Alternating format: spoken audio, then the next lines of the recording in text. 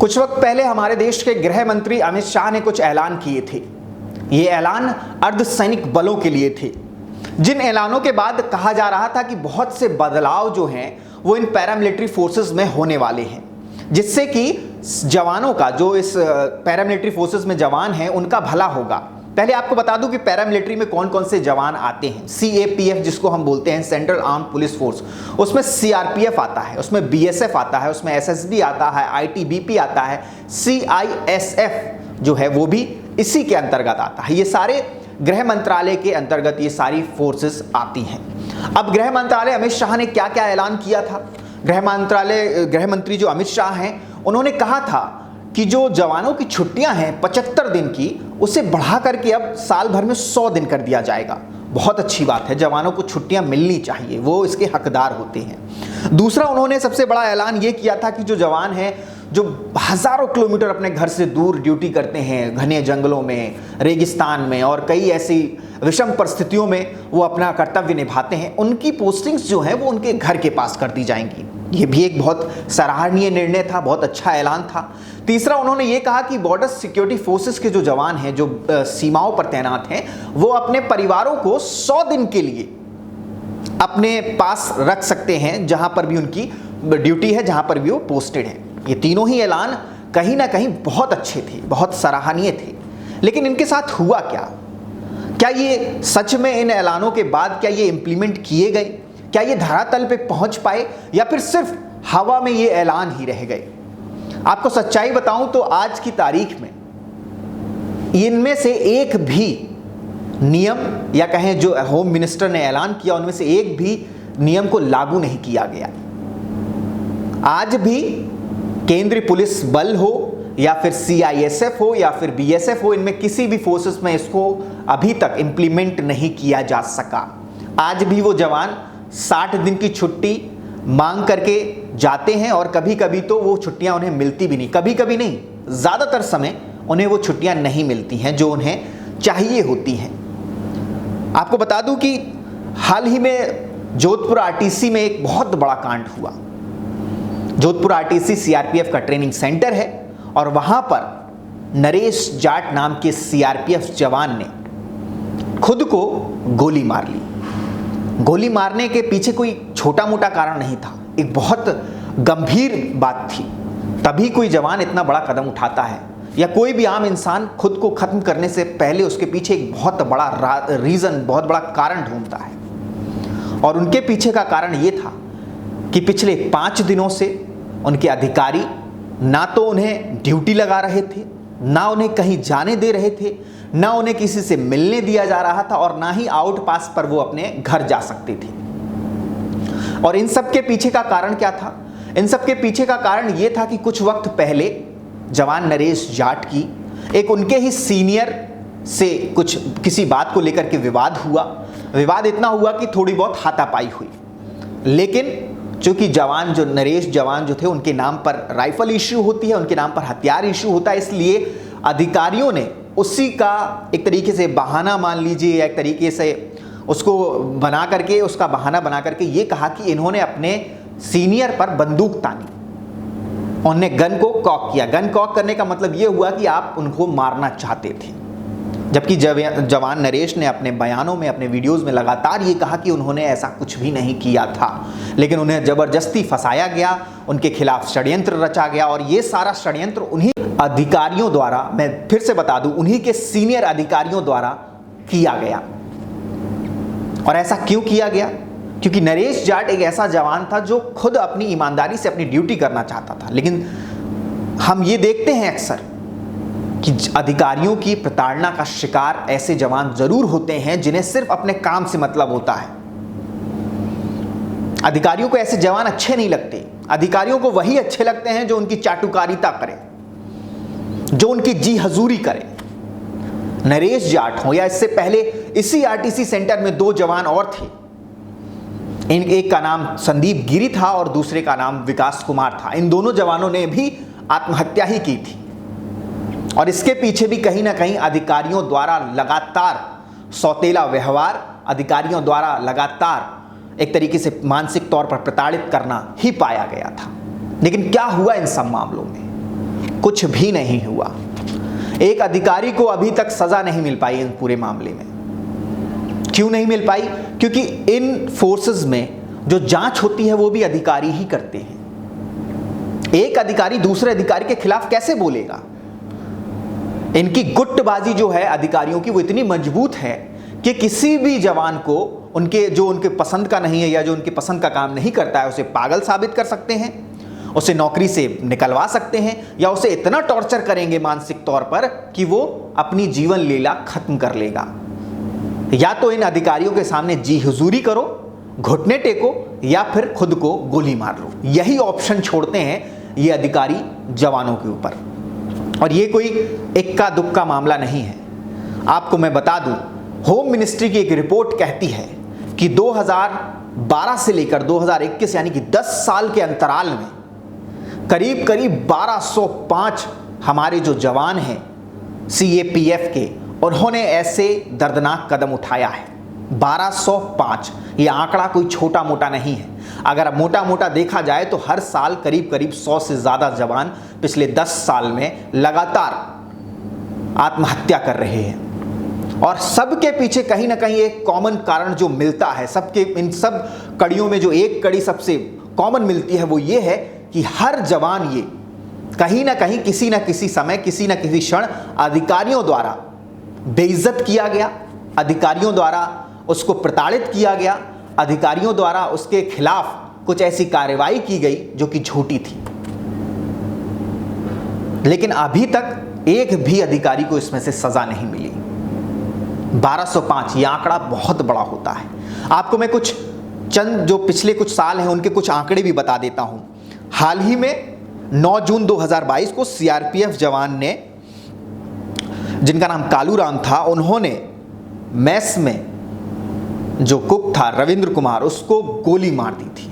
इसके पीछे कारण क्या था? क्योंकि बहुत फ्रस्ट्रेटेड थे, मानसिक तनाव से गुजर रहे थे। और ऐसी स्थिति में कोई भी जवान जब उससे कोई मजाक किया जाता है तो उसे मजाक के तौर पर ना लेकर के व्यक्तिगत तौर पर लेता है और वो गलत कदम उठाता है। इसके बाद 7 नवंबर 2021 सुकमा में CRPF जवान ने अपने ही 4 साथियों को अपनी AK-47 राइफल से भून दिया। कारण क्या था? जो जवान थे, उस जवान का ऐसा कहना था, जिसने मारा उसका ऐसा कहना था कि ये सारे जवान मेरी पत्नी के बारे में भद्दा मजाक कर रहे थे। इसके बाद 6 मार्च 2022 को एक घटना और हुई थी जो कि अमृतसर में हुई थी, जहां BSF जवान ने फायर खोल दिया था अपने ही 4 साथियों पर। वहां पर भी 4 जवान मारे गए थे BSF के। यहां पर भी कारण वही था, छुट्टी ना मिलना, लगातार घंटों घंटों ड्यूटी करना और मानसिक। इसके बाद एक और तारीख 7 मार्च 2022 पश्चिम बंगाल के मुर्शिदाबाद में BSF जवान ने अपने ही एक साथी को गोली मारने के बाद खुद की जीवन लीला समाप्त कर ली, यानी खुद को भी गोली मार करके आत्महत्या कर ली। और ऐसे हजारों हजार मामले जो हमारे सामने नहीं आते हैं वो भी, ये सिर्फ रिपोर्टेड मामले हैं। जो मामले रिपोर्ट नहीं होते वो तो उनकी तो गिनती ही नहीं है।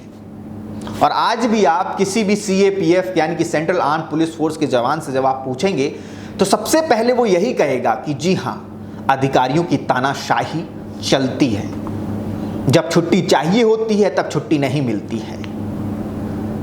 हजारों किलोमीटर घर से दूर रहने के बाद, 16-16, 18-18 घंटे लगातार ड्यूटी करने के बाद एक जवान जब थका हारा आता है तो उसके बाद वो अफसरों की तानाशाही भी सहे। जबकि नियम ये कहते हैं कि 16 से 18 घंटे आप किसी जवान से ड्यूटी नहीं करा सकते। नियम के मुताबिक आप 6-6 घंटे के एक दिन में 2 बार रोस्टर में ड्यूटी करवा सकते हैं जवान से, यानी कि टोटल 12 घंटे। लेकिन यहां क्या हो रहा है? 18-18 घंटे ड्यूटी करवाई जा रही जवानों से। 100 दिन की छुट्टी तो छोड़िए, जो पहले वाला नियम था 75 दिन की छुट्टी, वो भी जवान पूरी नहीं कर पाते हैं अपनी, क्योंकि उन्हें छुट्टियां मिलती ही नहीं हैं। उसमें से 60 दिन की छुट्टी होती है और 15 दिन की कैजुअल लीव होती है, जो कि किसी भी जवान को आज तक उसने अपनी ये पूरी छुट्टियां नहीं काट पाई। दादी बीमार हो तो छुट्टी नहीं मिलेगी, बीवी बीमार हो तो छुट्टी नहीं मिलेगी, बच्चा बीमार हो तो छुट्टी नहीं मिलेगी, कोई इमरजेंसी हो तो छुट्टी नहीं मिलेगी। बार ऐसा होता है कि जब किसी जवान के साथ कुछ ऐसा होता है, उसके परिवार में कुछ ऐसा होता है कि उसे छुट्टी चाहिए होती है तो उसे छुट्टी नहीं मिल पाती है। पता चला दादी बीमार थी और अब उनके स्वर्गवास के बाद जवान को छुट्टी मिली। बीवी गर्भवती थी तो अब बच्चा पैदा होने के कई महीनों, 2-3 महीने बाद छुट्टी मिली। माँ बीमार थी, माँ बीमार होकर अस्पताल होकर वापस घर भी आ गई, उसके बाद छुट्टी मिल रही है। जब माँ को अपने बेटे की ज़रूरत थी तो छुट्टी नहीं मिली। इन तमाम परिस्थितियों में एक जवान जो है वो तनाव में आ जाता है, मानसिक तनाव में, क्योंकि ड्यूटी के दौरान भी उसके दिमाग में यही सारी बातें घूमती हैं। और अधिकारियों का तो आपको पता ही है जिस तरीके से उनका व्यवहार होता है, वो अंग्रेजी मानसिकता जो है, वो अंग्रेज़ों की गुलामी वाली मानसिकता जो है आज भी इन अधिकारियों के दिमाग में घुसी बैठी है। वो ये सोचते हैं कि इनके नीचे के जो जवान हैं वो इनके गुलाम ही हैं। वो चाहे इनसे कुछ भी करवाएं, पलट के जवान जवाब नहीं देना चाहिए, जवान को इसका विरोध भी नहीं करना चाहिए। अपने निजी काम करवाते हैं।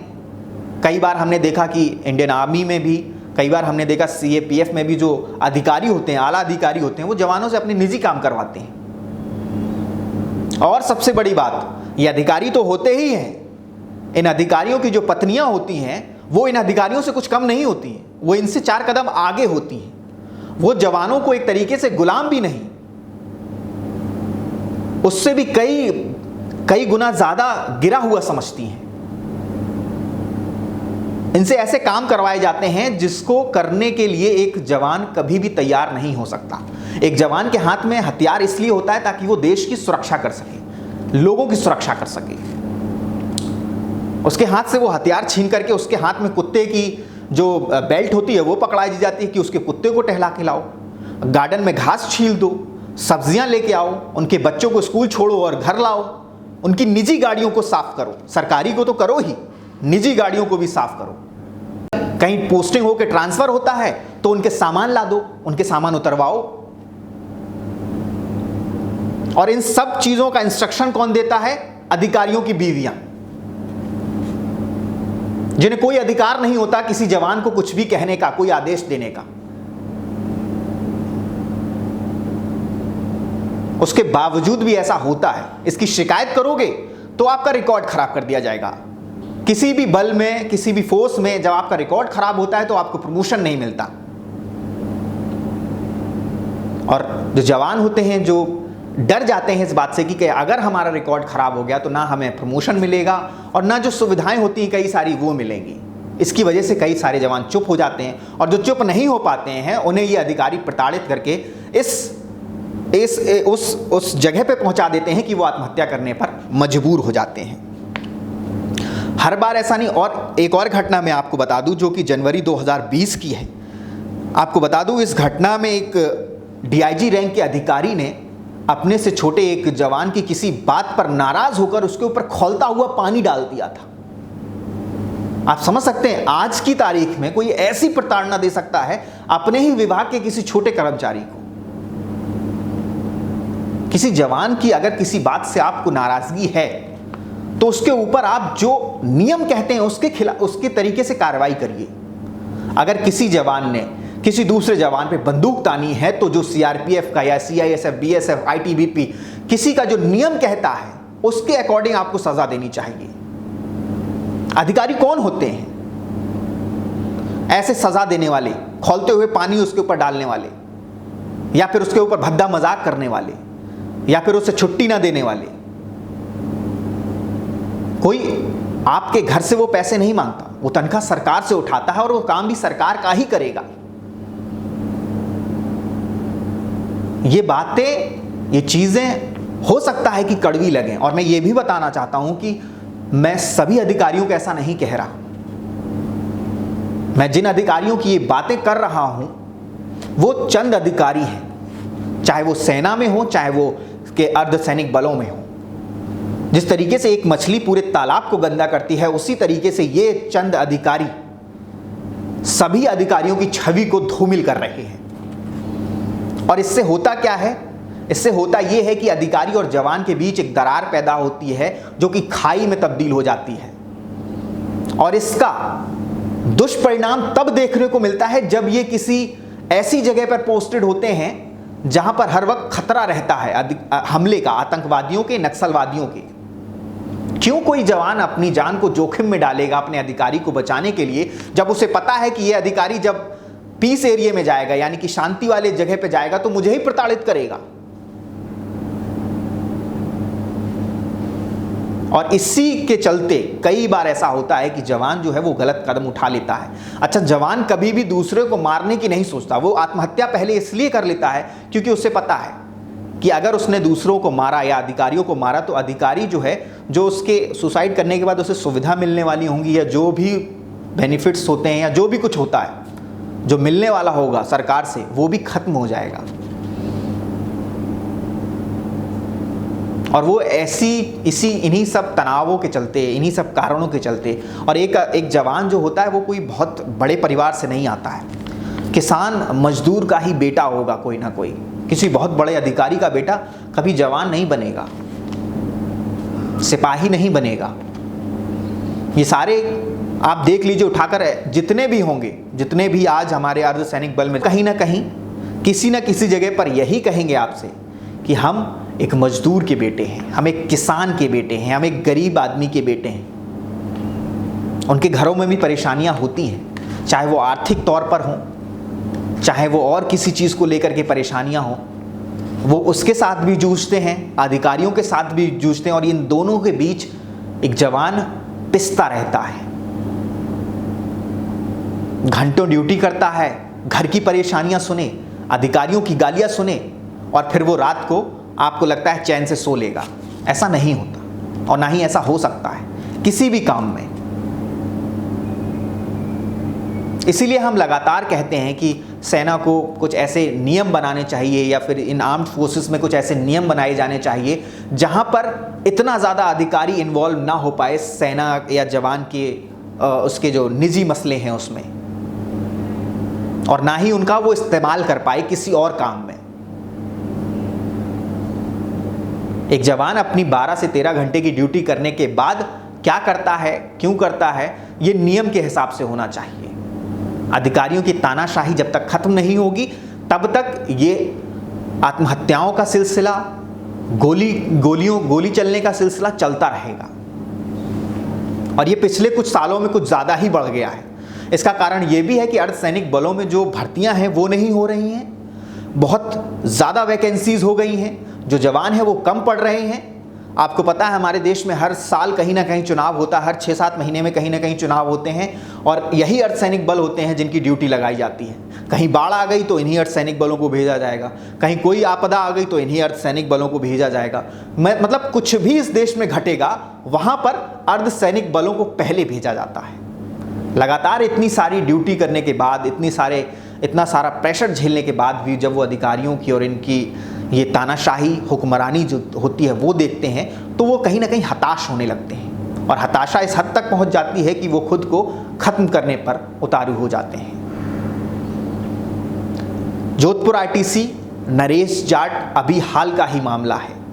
आपको बता दूं, अभी भी परिजन जो हैं वो नरेश जाट जी की जो पार्थिव शरीर है उसको लेने से इनकार कर रहे हैं, और वो अड़े हुए हैं कि जो अधिकारी इसमें दोषी हैं, आरोपी हैं, उन्हें सज़ा दी जाए और सख्त से सख्त सज़ा दी जाए, तभी वो अपने बेटे की वहाँ से पार्थिव शरीर ले जाएंगे, वरना वो नहीं ले जाएंगे। और आज चौथा दिन है, उन्होंने अपने बेटे का पार्थिव शरीर अभी भी नहीं उठाया है।